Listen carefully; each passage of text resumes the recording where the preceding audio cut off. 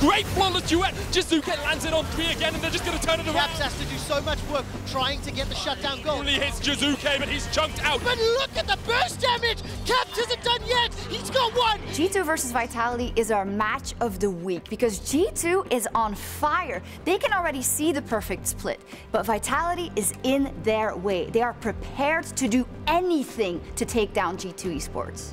Vitality is one of the strongest teams and we really want to beat them. Attila is very cocky and is really annoying, but they are winning, so he can't. So we have to beat them. 1, 2, 3, Vitality! They call me cocky, I call it confidence. G2 is a team that you just exploit by their own mistakes. Teams choose the unpunished. You're just waiting under your turret and they're gonna suicide and do crazy stuff. So I think that's how we're gonna win. Here comes Exile. The Paranoid throwdown. He gets the fourth of the fight. And G2 Esports are at risk of being aced. You take down Caps, there's Perkz. You take down Perkz, there's Wunder. Mikyx is making the plays. Jankos is right behind your back. How do you take down G2 Esports? Hunting Jactroll, trying to get the shutdown goal. Jactroll is worth so much money, but look at the burst damage! Perkz isn't done yet! He's got one! He's got two! I'm really happy that we get to show that we're good from behind. I'm really hoping that Vitality will show up because that's the practice we need, right? If we wanna go on the big stage. I think we have the same mentality on many things, and we sacrifice many things to be the best. Performance on stage rewards us. Fnatic get cleaned off the face of Summoners Rift by Vitality. Caps and Jiizuké, they follow a similar path. They immediately broke out in their rookie year, and they want to be the best in the world. Jiizuké had a better performance at Worlds last year, but he's going to have to bring it to the LEC to beat Caps. We're gonna be the ones that are gonna give G2 their first loss, and they're gonna be sleeping at night thinking about how they lost against us. Attila is the kind of player who wants to show Perkz that he should go back to the mid lane. If both teams pick for winning lanes, and both teams do, then it's just about raw skill. And I think my team has a better raw skill than Vitality. These two teams, they don't just want to beat you, they want to style on you. And this is great for Vitality. They're just dancing around the fight perfectly. 3 players go in, the blast cone used, Kobe knocks onto the one side of it, pulled back, Kobe's down. G2 is the undefeated team, and that is exactly why I think Vitality has a big chance to win this game. Vitality loves being the team that goes against the best team in the league that they shouldn't be able to beat. RNG, Samsung, G2 is next. Welcome back to the LEC Spring Split, where Vitality are about to challenge G2 Esports for first place in the league. Just before we dive into the matchup, though, I wanted to look at just how well G2 Esports are playing. And to help illustrate that point, I've got a few damage numbers to show you. G2 Esports are on track to set the record for the highest team damage per minute ever. And the numbers are staggering. This team is currently dealing 2,506 damage per minute. This is as a team to enemy champions. They will out-damage literally everybody and by a massive margin. Take a look at this table behind me. G2's current record is at the top of the table, and the gap between them and the second place record is 323 damage per minute. Now that gap is so massive, if I go another 323 damage per minute down, I cover 62 more teams. Okay, so I admit, team damage per minute's a little obscure. So let me show you an example that maybe you'll be more familiar with. Perkz played Lucian versus Splice. He dealt 1,023 damage per minute. 1,023. The thing is, it doesn't stop there because that was only 32% of his team's damage. The rest of the squad was doing equally as well at killing every opponent in their way. Okay, so Trevor, G2 are doing well. But wait, there's more, okay? This split, the team damage per minute numbers, are the second lowest ever for the European region.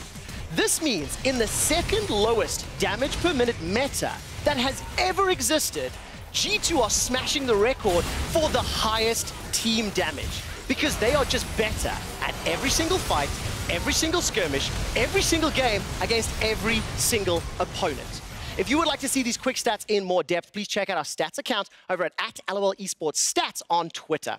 This team fighting behemoth stands in the way of Vitality, but I think if any team is going to be capable of challenging G2, it is Vitality. Drakos, what do you think?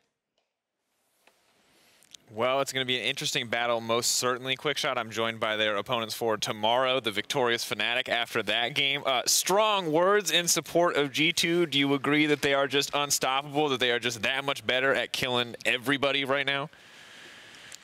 I'll throw it over to Broxah. What do you think? I'm sorry, I backed you into a corner now. You play these guys tomorrow. I'm trying to get you to praise them. Bear with me. Give me a little something here, Broxah. I feel like G2 definitely looks really strong, and I think they're a scary team to go up against, mainly because of how bloodthirsty they are. You know, when you go up against these players, you know that they're going to be in your face, they're going to be really aggressive. And for me as a jungler, I even remember when I joined the LEC to begin with in my first split, Jankos was always the guy to look out for, because he would be in my jungle all the time. I would have to be so careful. You know, he was really aggressive, and now, you know, this can be said for pretty much all their 5 players. So I think it's definitely a team that you have to be careful when going up against, but at the same time, this aggression also comes with some flaws, I think, and it can also be abused if it goes wrong. We've seen it backfire once or twice, I do feel like. Now, when we look at their opponents for today, Vitality, how do you feel like this team is going to match up in terms of individual lane matchups, in terms of team strategy? Is this where we finally see G2 drop a game, Bwipo? Honestly, I think Vitality's bot lane's not scared to take a lot of firepower with them. So in the draft, I'm looking forward to seeing them pick the Draven and try and get a lot of firepower there. Just match up against the, well, I'm not going to say weaker bot lane, but a less experienced bot lane, because I feel like they haven't really been on the hard losing end of a bot lane just yet. And I feel like that's a really hard matchup to play, whereas against Misfits, Vitality did exactly that. They just smashed the bot lane with the Draven pick and then counter-picking support. So I'm looking forward to seeing this here as well, because I think a lot of the advantage a team can get is by going through that bot lane, because I feel like Caps and Wunder are very solid solo laners. And whilst they're very aggressive, they also know how to temper that aggression very well, whereas I'm not so sure with G2's bot lane just yet. They have played very well, but I feel like not only on paper, but in theory, I think if you have the balls to attack there, you might get more than out of the solo lanes. All right, we'll see about the avenue of attacking bot lane. We are now into picks and bans. We're going to get those up shortly on the screen. Thank you both, of course, for joining me for this pick ban phase. Now, just to keep you guys updated, we have seen the rise of the Draven banned away. G2 do not want to play against Attila's Draven. It looks like so well predicted there. Bwipo not going to give them that avenue. And then the Sylas and the Jace alongside the Cassio. Sylas stands out to me. This has been a champion with really not any success yet in the LEC, but from talking to a lot of pro players, you included Bwipo, it seems like one of these theoretically very strong champions. Where do you see him right now? Actually, you know what? Scratch that, because we've got Akali already locked in. Let's talk about the draft. Things are going pretty quick. I'm not sure if giving Akali to the solo lane is that good of an idea, because it's just exactly what I try to explain. It's a champion that can temper aggression very well, but once she does decide to go in, it's very, very hard to judge whether she has kill pressure or not, considering almost every lane she does go up against, she has kill pressure on. So giving G2 a champion like Akali feels like you're asking to get solo killed, you know? You're asking for them to go for that opportunity at least. You're giving them what they want. Akali is the type of champion that wants to play aggressive, wants to be in your face and wants to make plays, which is exactly what G2 seems to stand for. So it's definitely a G2 champion. And it's interesting now that we see the kind of this Lucian Braum, something that I would normally characterize as an aggressive lane. Opposite side is the Ezreal Thresh. We'll talk about the LeBlanc in a second here, but how do you feel about this respective bot lane matchup? Do you think that Vitality can still go for that same kind of aggressive play through bot style with this Lucian Braum duo? I think so. I think that generally speaking, you take away the Braum from the Ezreal, because right now the common answer into Lucian is the Ezreal to neutralize the laning phase. But the thing is, when you take away the Braum, matching Ezreal with a lane-winning support like Thresh into the Braum, like the conventional counter pick right now into Braum is Thresh to get the winning lane right. But Ezreal doesn't quite have that laning phase power to really make the most out of Thresh. Whereas if you take the Braum with Ezreal, even a Lucian Thresh will have much more trouble breaking that lane. So for me, it's more about taking the Braum away from the Ezreal so you can actually still play to that bot lane. So I do think that the Lucian Braum will be able to punish the Thresh Ezreal here, especially by going onto the Thresh, because Ezreal doesn't quite have that burst, right? He can't just turn around a skirmish. So what happens is they go on the Thresh and Ezreal's just kind of trying to chip away damage, but oftentimes the all-in, the all-in damage coming in from the Lucian will quickly turn that trade into a favorable one for the Lucian Braum here. Okay, and now as we see this more, we see the Victor banned away, limiting some of those comfortable, more flex picks, the Xin, the Lee Sin. I feel like we're seeing a lot of these early game junglers banned out, and I feel like both Mowgli and Jankos, we can kind of expect some of these more aggressive early styles that would facilitate, I think, both of what these teams are trying to do. I definitely think so. Both of these teams benefit a lot from aggressive junglers like Lee Sin, like Sin Sol, potentially Could end up seeing something like a Camille as well, maybe a Kha'Zix. I would be surprised seeing, you know, a Sejuani, Ivern. You know, I think these junglers and these teams want to go for the aggression, and the Camille has been taken out as well. The jungle pick's a little bit smaller now. I feel like we're waiting to see what exactly Vitality want to save last pick for. I think we'd assume that they'd go for their jungler here. I mean, honestly, I wouldn't. Like, I feel like Cabochard likes to have his counter pick here, but I also feel like most of the solid blind pick tops have been taken out. So I think in a situation like this, Cabochard can actually shine because he has like a few off-meta counter picks. I'm not exactly sure what they're playing, but I imagine that right now you don't want to counter pick top because you're kind of blind pick top because you're kind of scared of the cannon. But in the same vein, the Jace is banned out, and this is the main counter pick to cannon that makes it feel an oppressive lane. I also think Victor is quite good into the cannon. So with both out, I actually think cannon is quite a safe blind pick here. So somewhat surprised they didn't go for the cannon there. And interesting now, we have the Olaf locked in. The response appears to be the J4. Now, I'm assuming that, actually don't know, is Broxah, is this a jungle Jarvan? Is that I think it's just Jarvan top blind pick. It seems like it's a Jarvan top with a Karthus answering the Olaf. Oh. How do you feel about Karthus into Olaf here? I feel like if Karthus can actually survive the early game, then he's going to be really, really strong against Vitality's team comp. But at the same time, it's a really risky matchup to play, as Olaf is one of the scariest junglers in the early game, especially once he has Predator. If he actually gets onto Karthus, it's going to be really hard for Karthus to survive. But at the same time, if Jankos can actually predict Olaf's pathing and be smart and try to play around that and avoid him in the early game, then I think the Karthus pick is really great here, especially considering that Vitality doesn't have a single tank in that team. Ooh, difficult spot to be. Now, Bwipo, as you are a top laner as well, I do want to get your thoughts on the top lane match. We have the blind Jarvan, the counter pick now coming out for Cabo is the Rumble. Is this a super favorable matchup for the I actually don't think this is a good matchup at all. This used to be a counter pick. Jarvan used to be picked into Rumble, so it's kind of strange to me that he's going for it. But maybe since the changes and considering you haven't really seen this matchup in a while, I could definitely see it going both ways. Now, I want to point one thing out with Olaf and the Karthus is a lot of Olafs are rushing Redemption, and Karthus is not happy when Redemption is on the enemy team. So I feel like Mowgli, being a Korean, probably knows $1,000 on Olaf. I'm looking forward to seeing that Redemption coming out here really like in the early rush, because not only does it stop Karthus from really getting those juicy ultimates, it also brings more power to the 2v2 bot, where they want to go all in, right? Lucian Braum want to go forward, have that Redemption on top, and just be fearless. And that's what I'm excited to see too. I like the kind of the build your own Soraka with the Olaf pick for a little bit of counterplay there. Now, as we start to get to the loading screen, as we get ready to get into game, I do want final thoughts. Who do you feel like came out on top in the draft here? It's a tough call. Obviously, two very different compositions. We've got the Jarvan coming in. The first time we've really seen that in the hands of Fnatic. Or not Fnatic, it's Fnatic Jarvan. Sorry, that's the skinny pick. My bad. In the hands of G2. Unintentional BM. My bad. Going up against the Rumble, I think very different drafts. How are you guys feeling? Who do you think is going to take it?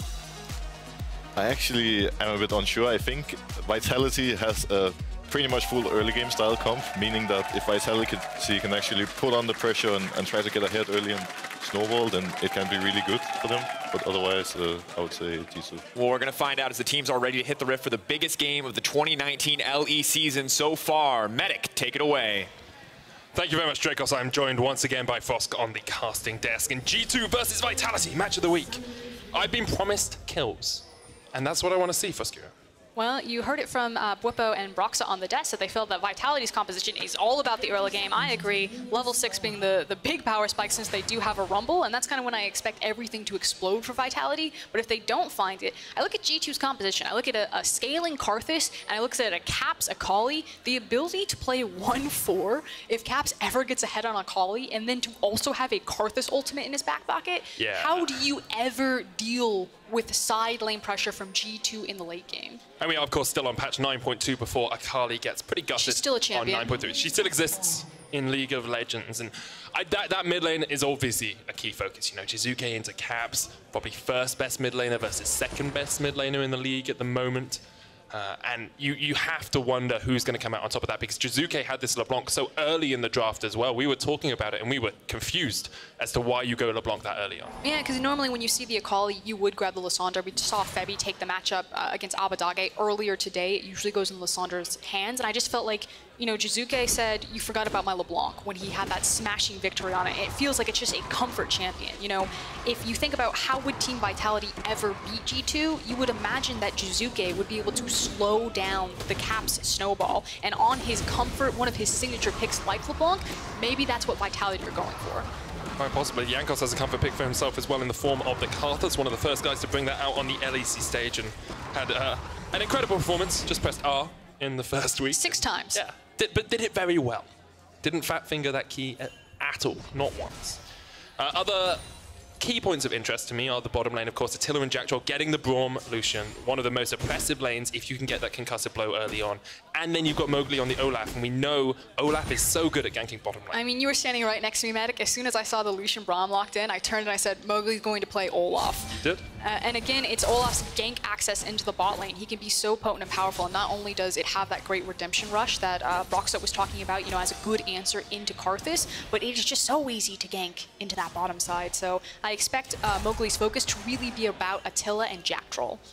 Interesting that he went for the full play of his bottom side jungle first, then actually pathing up towards top side, maybe thinking that he can mitigate a counter gank or something up towards that top lane. It doesn't necessarily mean that he's never going to gank them. He would just be on second rotation. I feel that since it's easy for Rumble to get the initial push just because of Flame Spitter and things like that, that you want to path top side just so you can give a safety net to Cabochard. Mikyx lands the hook, ignite down onto Attila straight away, but Perkz has to stay away from Jactroll. Flash away from Attila. Jactroll pulled back with the play as well. Double flash already burnt there from Vitality. And that is weak sauce from the Vitality bot lane. Yeah, throw it all out. It makes it much harder for Mowgli to ever now look at this bot lane as a viable option until those summoner spells are back up and available for them.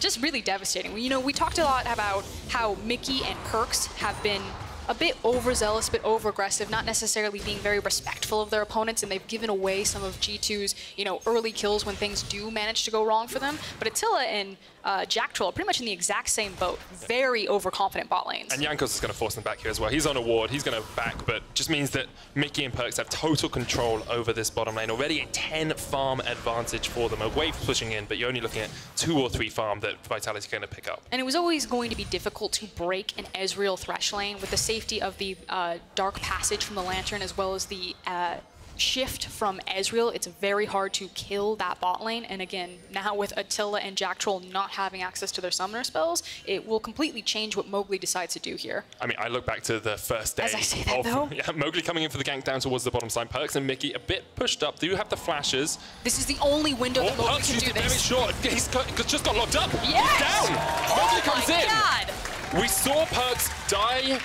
in a Lucian Braum lane last week. He does it again, after having the advantage with the double flash as well. So the genius here is that Mowgli knows that after Perkz and Mikyx back, that there's never going to be an accessible gank there. So he suspects that they haven't placed the vision yet, and he immediately passed towards the Raptor camp to sneak in through that tri-brush. It's just great timing and great awareness from Mowgli. And Bwipo said it on the analyst desk when we were talking through picks and bans. He said maybe the slight inexperience of the bottom lane from G2, because we know Mikyx and Perkz are incredibly good players, but maybe a little bit of inexperience as to how to exactly play that bot lane role caused Perkz to step a little bit too far forward. And just that window, but that said, Perkz now has the teleport, has his back, has the sheen, and is going to trade very well.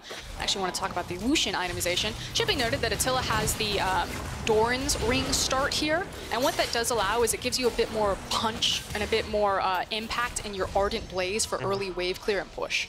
What we tend to see is, I think, 3 levels in the Ardent Blaze. Yeah, he's got 2 levels in it already, so expect to see that up to 3. You don't usually max it all the way. You just want that little bit of extra poke, a little bit of extra push that we were talking about. But Vitality strike first in the bottom lane after being pushed behind. They'll be pretty happy with that state of affairs. Jiizuké was forced back mid on a cannon wave as well, but should be here in time to catch that wave. That's really punishing, though. That's Caps level 6, and Jiizuké without teleport, and the wave being not positioned correctly for him, he's going to lose a lot of gold and experience there. Oh, sorry, I was just going to say, it's those little advantages. Watching Caps lane, it's unfortunate that we never get to have like a full-on shot on Caps, because how he manipulates minion waves in between backs is actually really significant to finding smaller advantages into bigger ones. Well, you know where you could find a full-on view on Caps? The POV stream, Riot Games, twitch.tv/Riot Games 2 has Caps POV. At the moment, of course, it's a sepia screen as the game is paused, but you can jump on over there and have a look at it, and we'll bring that back up later in the game to see exactly what Caps is looking at. I mean, he's already got a 10 CS advantage as an Akali. So pretty significant. How is that lane really expected to go? Because we knew it was probably going to be into an Akali lane when we saw the LeBlanc pick, and Vitality opted into it.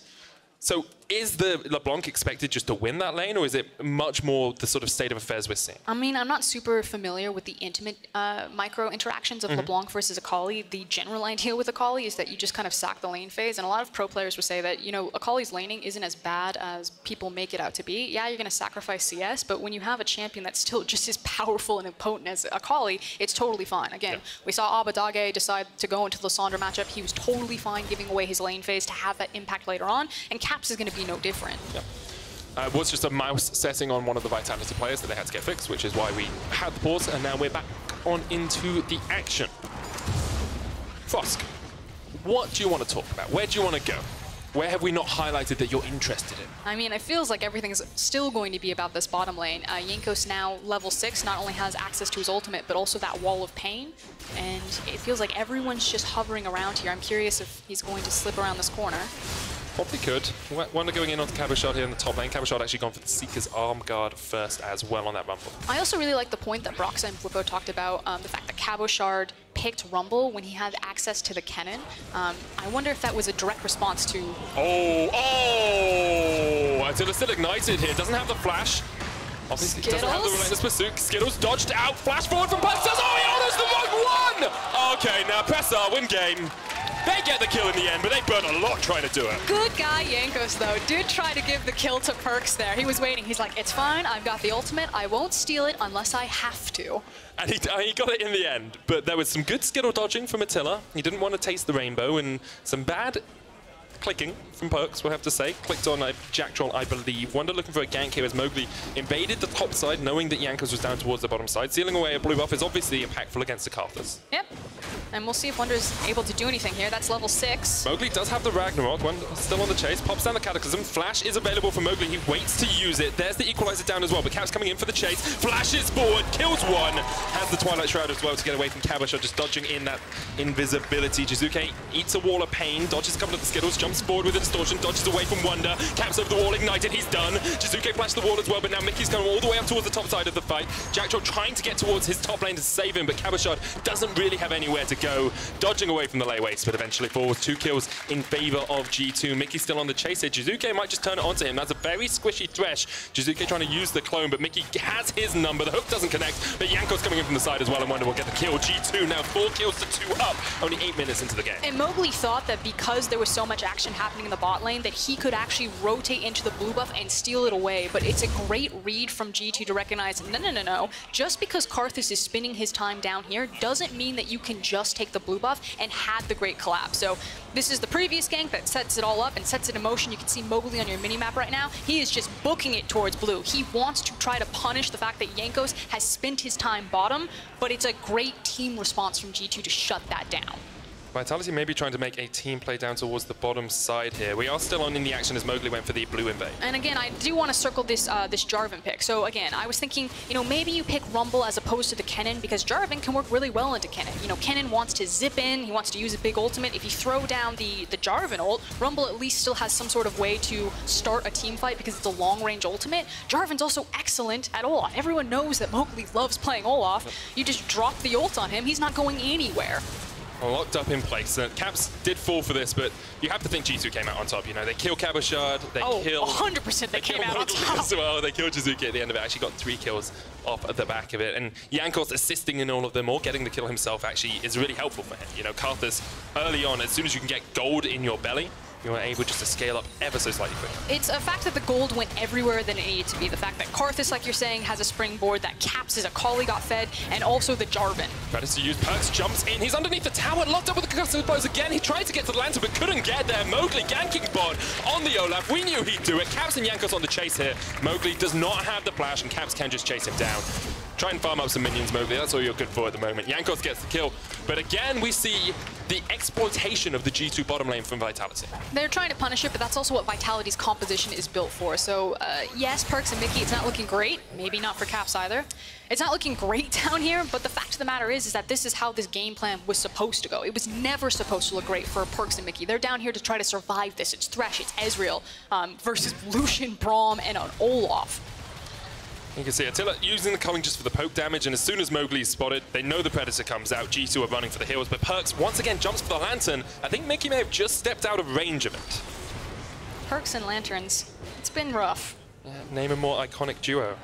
Basically any duo in the world, because they don't seem to combine. He's there to park it mid lane and to absorb farm. Again, a lot of where G2's composition can take over is that Akali, Karthus late game and a side lane. So Mikyx, Perkz, they're just doing what they gotta do. Yeah, it's the 1-4 that we talked about. Now, Redemption is out on Mowgli. That will help against some of those Karthus ultimates. Jankos, 2-0-2, 500 gold bounty, 6 stacks on that Dark Seal as well. Can be so impactful in the early game when you're just trying to get that little bit extra damage down. He is down here towards the bottom lane, waiting in the bush, hiding, anticipating an overstep from Vitality. Maybe Mowgli will gank again.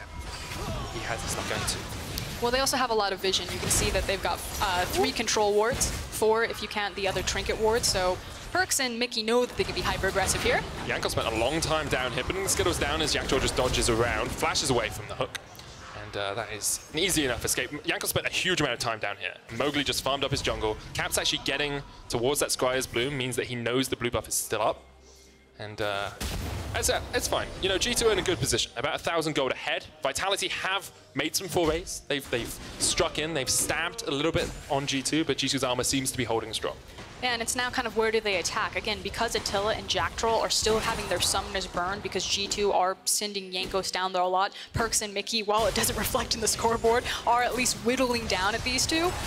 Once again, Mikyx caught out just a little bit. Wunder's bite comes out, looking for concussive blows. There is the stopwatch, dodges the Glacial Bishop with the stun. Oh, good flash from Mikyx. Culling goes into Perkz. Mowgli on his way, but Jankos is just waiting around the corner. And Perkz, Mikyx, and G2 have learned. You can see that they've got the dragon warded behind it, so it's much harder for Mowgli to use the same pathway that he used in the early game to try to punish this. Can't keep doing the same thing and expecting different results. But with a Cabochard having TP, I think level 11 for the Rumble, or maybe if they're feeling really desperate, they try to pull the TP play now. I think Vitality have to force plays bottom. Either take the dragon, take the tower, force the Rumble TP, but they're kind of running out of time where their composition has kind of full steam and they can really abuse with this Braum Lucian. We said it's an early game composition. Well, early game tends to end pretty quickly when you're playing against G2. Perkz takes another chunk of damage there from the Lucian. Didn't really need to step up to the plate. But Mountain Drake goes over to Vitality. It's still 200 gold between the two teams. I want to go back to that gold view after Caps fights against Jiizuké here. If the Chains comes out, Caps jumps back forward. Holy moly. That's a lot of damage. Mowgli is actually in the bush. Jiizuké dodging the back. Caps uses the second proc of the perfect execution. There is the redemption as well, and Caps is ignited. Jumps away. The Requiem isn't down just enough. And Caps gets the heal from the Triumph as well. And it is so devastating to deal with an Akali if she has any sort of kills when she also has a Karthus. And you saw it right there. Again, it's really going to be exploited when G2 start playing side lanes or the 1-4 with this combo. I mean, Vitality opted into this matchup as well. They knew the Akali had been locked. They said, okay, we'll take the LeBlanc. 20 CS differential between those two mid laners. And the mid lane matchup is one we have to talk about when we talk about G2 versus Vitality. Caps up against Jiizuké. Both these players at the top of their game right now. And in the running, I think Caps is definitely the best player in the LEC, probably in the West. Jiizuké is challenging to be that second best mid laner in Europe. I mean, but he's just not having the same impact that Caps is having. You know, the fact that Caps was able to get the rotate, help out Wunder in the early plays, now finds the kill there, because what this does is it delays Jiizuké's impact to the rest of the map. You know, if he's focused on this 2v2 against Caps, he's not helping his bottom lane. Jankos just being round the corner every single time. Mikyx takes a bit of a culling, but the hook doesn't quite connect onto Jactroll. Perkz farming up the Krugs, doing what he can to keep that gold in his back pocket. Has the Kleptomancy, of course, so it's actually about even on gold with Attila, even though Attila has that extra kill. Caps dodges out the chains, and we said this last week, and I think the word for Caps for me is miraculous, right? He's the guy that just makes these plays. Attila gets so much damage as a Perkz. Mikyx doesn't hit the hook. A chase up onto Jankos here as well on the top side of... Here comes Wunder. Bottom side of the map. There's Wunder, as you say. He did come into the lane, and he didn't really do too much, but he clears out the wave. This gives you pressure to push into the enemy jungle if you wish. Vitality need to stop flirting with whatever's happening in this mid lane and actually just rotate bottom and force that tower down. I quite like the flirtation. It's making me very nervous. Understandable, understandable. Smite comes out. Oh, he stole it away. Mowgli with the mechanics. Says Jankos, you can press R, but I can press D ever so slightly quicker. I mean, he's always going to have to respect this Olaf in the jungle. There is the first tower of the game, though, for Vitality. They utilize their bot lane pressure. Before the 15-minute mark, they get it. Rift Herald comes down mid. No plates will be got from this Rift Herald, which is always important.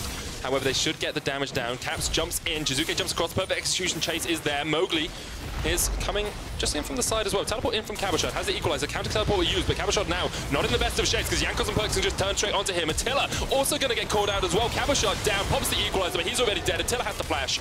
And Vitality licking their wounds. They save the mid lane tower, but only just. Completely different page on that teleport there. Cabochard is level 11. He's got 2 points into the ultimate. That's the power window that you want to fight in. But if the rest of Vitality aren't on the same page and capitalizing when you teleport to the backline, it's a super easy decision for G2 to just turn around and say, mid tower's ours, you can't cancel that teleport, Rumble's life is ours, and now it's 2 minutes to Infernal, and we're starting to build up a gold lead.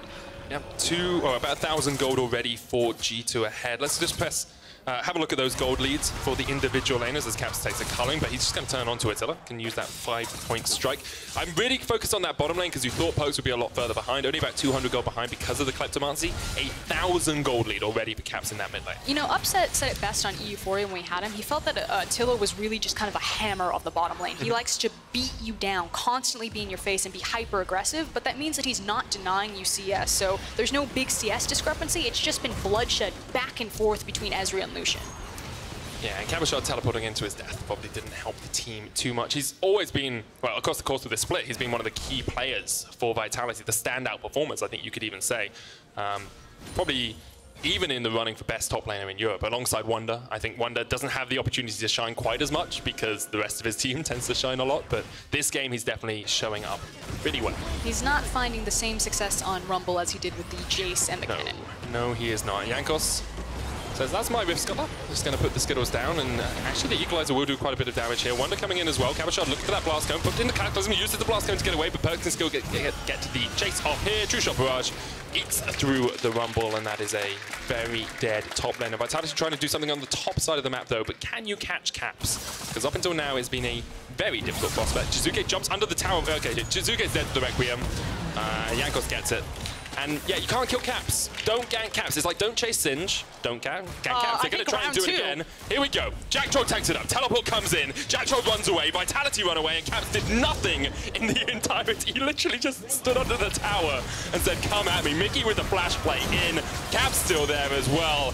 That's a very dead Thresh. We're going to pay for it with a couple of lives at least. Caps still on the chase. Jumps all the way back to the Twilight Shroud, and G2 once again come out on top with 2 kills for 1. Yeah, and meanwhile, Jankos is like, I guess I'll just solo the Infernal. So there was so much that went wrong for Vitality there. It was the decision for Cabo to be in the river without his team. He gives away his ultimate. It automatically means they have no access to Infernal. You can't find it, you don't have Rumble ultimate. And then they double down on poor choices by trying to fight and dive Caps. Excellent turnaround with that Requiem Akali combo, and an even better follow-up with the teleport to help Caps continue to pick up kills. So they're very quickly starting to bleed out as soon as this this lane phase has ended, and we're starting to make mid-game decisions. Have another look at this because the micro interactions between the Akali and the LeBlanc are quite interesting. You can see Jiizuké just trying to get to his team. Caps gets enough damage down with the chase. And then after that, it's just like Vitality should not invest anything more into that. Jiizuké so low once again. Forced away, passive comes out. That is the clone. Wunder might look for the engage, but realizes now that it's a clone. Can just jump onto Cabochard and Jactroll if he wants, pops them in the Cataclysm, puts them in the Doom room as Jankos comes in as well. There's so much damage from the Defile. The Redemption comes out, already 1 down. Wunder is the one to fall. He gives over a bounty to Vitality. Jiizuké picks it up, but Caps on the chase. Jumping forward with the Shuriken, pops down that Twilight Shroud as well. He's going to get Mowgli for himself. 3-1-4 on the Akali, and that first pick is coming up dividends for G2. G2 just slamming Vitality into the meat grinder. Again, we talked about how Jarvan can work against champions like Olaf, work against champions like Rumble, but how he works with champions like Karthus. Caps jumps in onto Attila. They're just looking for the tower, but Caps is just in the middle of all 4 players. Perfect execution onto the Lantern. Oh no! Jiizuké jumps all the way in, though can't quite find the connection. And Caps is showing Perkz how you use the Lantern effectively. Is anyone going to stop Caps? No. Oh no. Oh no! Oh, they all survive! It is an indictment of the state of this game that Vitality fans are cheering because they didn't die to a Requiem. But the problem is that they still lost their mid tower, and at this point in the game, this is when Karthus is just going to become so obnoxious. 4-0-5, all he needs to do is when they want to siege a tower, you don't have to kill anyone, you just gotta press R, and they must respect Caps. we've just got past that early game portion where Vitality had the advantage. Bwipo said it best on the desk. If Vitality do not get ahead in the early game, they basically have nothing. You're playing into an Akali, you're playing into a Karthus, and they can just do so much work. So Jiizuké's on a ward. Yeah, we get to see how and what happened to Jiizuké earlier on. This is where we came back in previously, so like you said, it's just good vision from G2 to catch him out. And Jiizuké's doing the right thing. He's trying to look for picks here for someone to walk unsuspecting into the LeBlanc, but just not having the vision denial to play that way. And here you think, great equalizer position. You've got them locked up, you've got Jiizuké, but you can't quite get enough damage now. But it's also, again, how well Jarvan works with Karthus. You just make a little basketball hoop and you just start dunking on kids. Just popping in Skittles. It's like trying to throw them in someone's mouth from across the room. That always ends up in my eye. Interesting. Fun fact. Yeah, it's a strange one. Have you tried having depth perception? No. Okay, that makes a lot of sense. Now, I think the thing with G2 is, as a team, the best way I can describe them is G2 is kind of like, they're playing the game that everyone else is playing for the first 15 to 20 minutes of the game, and then they just say, okay, we're going to win now, and in the next 5 to 7 minutes, they just tend to win the game. So that's what I'm expecting now, right? They're about 4,000 gold ahead, which is a big lead, but not monumental.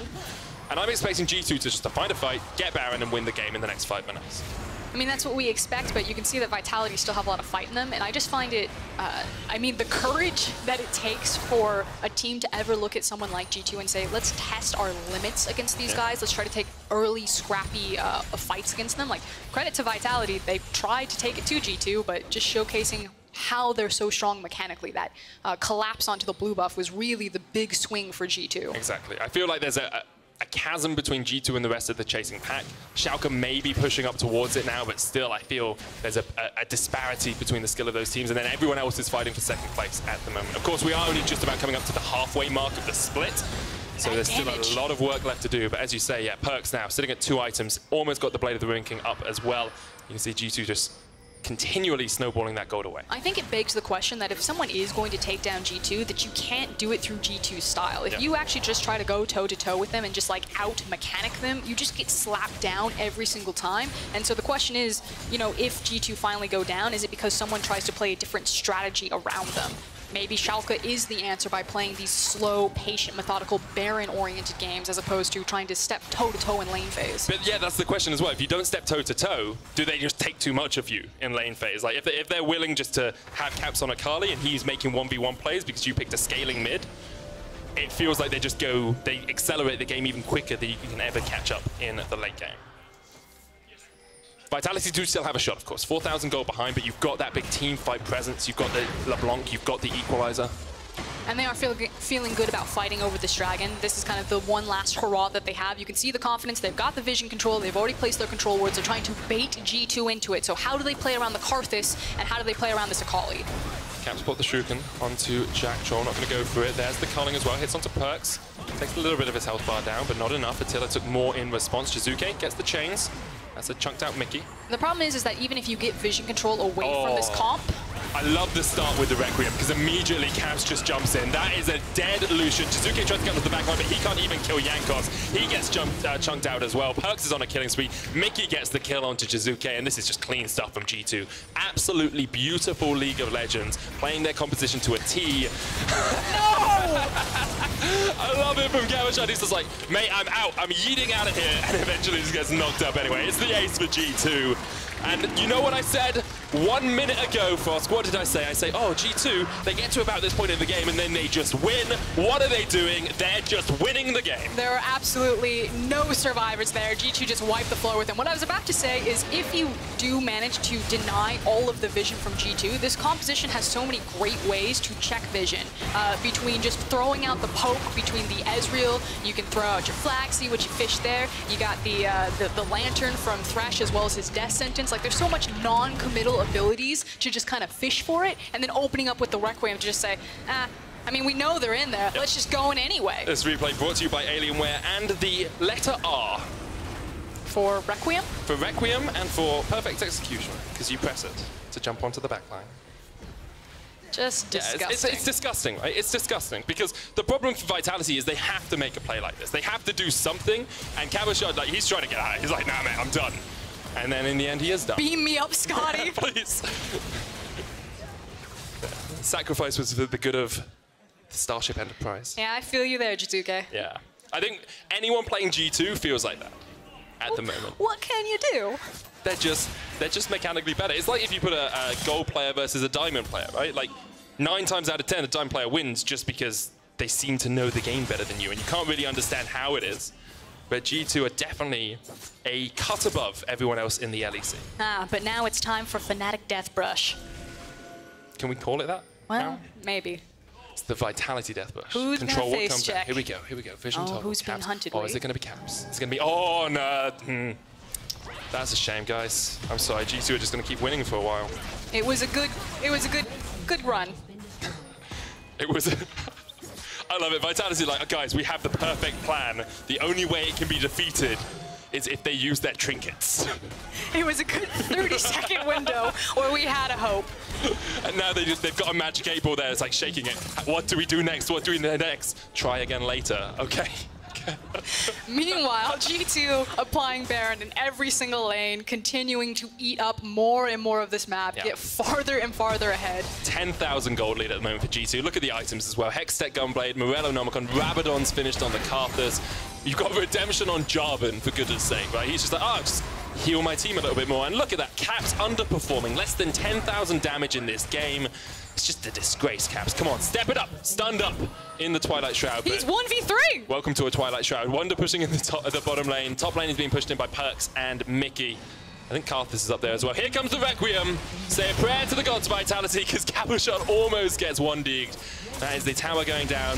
G2 already got the inhib in the bottom lane, looking for the inhib in mid as well. Can push towards the top lane. Vitality don't have a hope in hell of doing anything this game. Jactroll's going to jump in, but there's the Twilight Shroud once again. Caps clicks the lantern. No amount of wards can stop him. Redemption comes out as well. Perkz jumping forward. Maybe Vitality can do something because Jiizuké gets onto Perkz. Perkz is unstoppable though. He gets one. That's a second for Wunder. And Vitality's going to get cleaned up in their own base. Caps goes golden. And Attila and Jiizuké just trying to get something. They get him!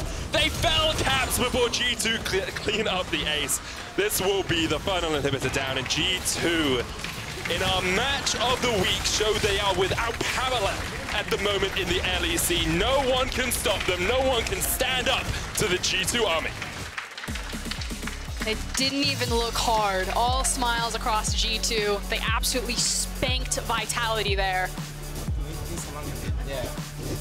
It was a spanking. I think that's the best way to describe it. I thought maybe that the chaos style that we know from Vitality would bring G2 down into the dirt, but G2 is just like, we were born in the dirt. We were molded by it. We can do chaos style every day of the week. But the thing is I think that doesn't give actual credit to G2 and how crisp and clean their strategy was, how well the synergy between the different pieces of their composition worked. The fact that you have, you know, Akali versus Thresh and some of the interactions there, that she can hide herself in the Shroud, and then you drop the Lantern. It makes it that much harder to actually kill the Akali if you ever do catch her out of position. The fact of how well Karthus and Jarvan work together by locking everyone down into your massive AoE damage. It's so many different pieces that come together for G2, and then you put on top of it the fact that they have such high mechanical abilities in every single position. I think, like, it's always hard to say there were weaknesses in that team when they dominate that well. But I think if you are looking for one point where G2 did not play totally perfectly optimally, you do have to look at Perkz' laning phase, because he really struggled in that lane. He took too much damage at times, and yes, he made up for it. He played very well in the mid and late game, but that early portion of the game into Lucian Braum, which is a hard lane, he did struggle. I mean, you teach them, you temper the aggression. Yep. You never want to teach your players aggression because it's something that can't be taught. You either have the bloodlust or you don't have it. So while Mikyx and Perkz have maybe burnt themselves a little bit in being hyper aggressive, they did trade back and forth rather well. Attila and Jactroll had the Lucian Braum. They were still burning multiple summoner spells all the time. Perkz never fell behind in CS. He opened up so many opportunities for Jankos to capitalize onto the gank. So, you know, maybe it's not the cleanest that it could have been, but if you're never pressured, does it matter? And when the rest of the team is so good, you have the room to make those mistakes, knowing that those other players can step up if you fall too far behind, right? Caps and Perkz will be joining us in the LEC post-game lobby, so I'm very much looking forward to that. I think that there is such almost a mysterious quality around G2 now. Is it mysterious? What's... The thing is, we keep building up G2 as like this super villain mastermind. They're like in the evil lair and they're just like plotting everyone's destruction. But then but then you look at them and they're just like cackling, they're jovial. But that's why they're so good at being villains, because they don't look villainous at all. They're actually just like Jack from The Incredibles, where they just have all of the abilities. Just like Caps is going invisible over here, Perkz is spewing fire over there. Got sonic waves, alternate dimensions, everything's happening. It's cute and it's adorable and you want to love it, but meanwhile it's murdering everything. I mean, it makes a lot of sense. For our match of the week, you can vote for either Jankos, Caps, or Mikyx in our Kia Player of the Game vote. So what are you waiting for? Go on over to LOL at LOL Esports on Twitter and vote. I'm going to give it a solid Jankos R button. Yeah? Yeah. So we've had a Blast Cone win the game previously, and now it's Jankos R button. I think I agree with you, generally. I think that's a very good play overall from Jankos. Of course, commiserations to Vitality on their loss, but let's get together with G2's top laner and their jungler and see what they have to say. Thank you very much. We will get together with their top laner and jungler. So let's start. Jankos, was that as easy as you were expecting? I think my team played really well, so I think the game wasn't that difficult. I also thought giving up Akali was not good from Vitality because Caps already showed how good he is on the champion. So I think I was pretty happy with the draft, and I had a champ that I couldn't really, play bad on because all I had to do is press R. So yeah, everything went as planned. Wunder, you're chuckling there a little bit. Jankos is one of the candidates for player of the game. You're not, I'm afraid. How does that make you feel when all he does is press R? Well, I feel like it's really easy to look good on Karthus when you have 3 lanes that are like 4 players on your team that are so insane. So I'm not really sure if he should be like a candidate for player of the game, but the most important thing for me is that I just knew it was so easy when we got Akali that I had to play a different champ than I had played the split. So I have 7 different champs played the split now, and that's the most important thing. Talk to me about the Jarvan. It was blind pick, then obviously the counter was Rumble. Today we've seen a wider variety of champions than we did last week. So talk to me first of all about the Jarvan and then why we're seeing more unique picks this week versus last week. Yeah, well, without going into too much detail, Jarvan is an AD champ top, and right now we have like a lot of AP champions played. And since, if it's a good game for Karthus, you normally don't want a really AP heavy team. So Jarvan is a pretty good pick. It was good blind this game, and yeah, so I just picked for team basically, and pick for the team comp kinda, since we don't want them to stack full MR. So that was the game plan. Well, it definitely worked out very, very well. Jankos, 7-0. The 18-0 storyline is now becoming closer, more believable, something we're going to start considering. Is that something that you think about? Is that something that could be important or relevant for you? Personally, I don't really care much about going 18, but it would be really cool to show our fans that we are good at the game. For me personally, I would just like to win tomorrow against Fnatic, because last year we were struggling and it was always difficult. And it seems like last game against Excel, Fnatic actually played pretty well, So I'm not sure if they bounced back yet or if they just had a lucky game, but I'm for sure excited to face Fnatic. And of course, for Jankos, when we look at the team as a whole and the rebuild and how everybody's growing, you guys are seemingly unchallenged, unparalleled. We're trying to find weaknesses. Is this something that you guys think about when you look forwards towards international events and things like that? I think right now we are mainly focusing on Europe, so it's really difficult to say how well we would go, how well we would do on international stage. Right now it's just basically, going game by game and trying to focus on our next opponents. And then if we do make it to MSI or if we do make it to Worlds, then we will see how well we can play against the international teams. Yeah, I'm very much looking forward to seeing who's going to qualify for MSI. Wunder, how does it feel when you have this team of superstars? Everybody's smashing. The Shoutcasters in-game were talking a little bit about how your Jarvan was great, and it kind of sucks because you're playing this new champion, playing really, really well, but you've got Caps and Akali, you've got Jankos pressing R, you've got all these superstars, and you're one of the quieter members of the squad. Well, I don't really care because I just want to win, right? So I don't really care if I get all the player of the games or if Caps gets all the player of the games, which he, I guess, does at the moment. I just care about winning, and I care about us winning as a team, and if I can just be a part of it, and if I can do my part of the winning, then that's good for me. Who's the biggest troll on the team? I mean, we have a lot of candidates, but I think... Okay, give me a tier list. 1, 2, and 3 biggest trolls. 1, 2, 3. I mean, I'm not gonna... I feel like Caps for sure. I mean, Caps is like... I mean, everyone has seen like the shows when he was on Fnatic or like even on G2 now. So everyone knows he's like a really big troll, and I will for sure put him 1. For second, I mean, I'm not really sure. There's like a lot of names up in there, but I feel like Jankos has his moments. He could definitely be second. And other than that, I mean, we just have a lot of different personalities, but we all get along. So that's, yeah, I mean, that's the tier list. I would say the third one is shared between the rest of us. So everyone else is on the podium as well. For sure, yeah. I like that. Jankos, what's the team environment like? You guys seem to be having so much fun. You seem to be smashing while having fun. It's very entertaining to watch. But what's it like for you? You know, is it always jokes, or when do you get serious? I mean, I think right now we do joke around a lot. We do joke around a lot in gaming house. We even sometimes joke around on stage while playing LEC, especially when we're winning. So, for example, like in this game. But I think that we do also get serious when it comes to scrims. You know, we try to improve, and sometimes we are actually not doing as well in scrims as we do on stage. Maybe not results-wise, because we do tend to win, most of them. But we still have a lot to improve on. We still have room to grow. So I'm excited to see how far can we go and how good can we actually become.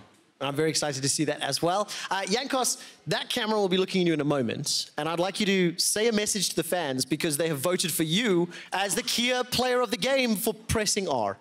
Well, I'm really grateful. I think my Karthus is really insane because I know how to press R, and I'm really happy that I'm slowly catching up to Caps because I can't believe he's getting like every single MVP. And this time he didn't, so I'm happy. And I'm really grateful to all the fans, and we will try to not disappoint with G2, and we'll try to keep winning. Thank you very much. Thank you so much, Jankos. I have one last question for Wunder, okay?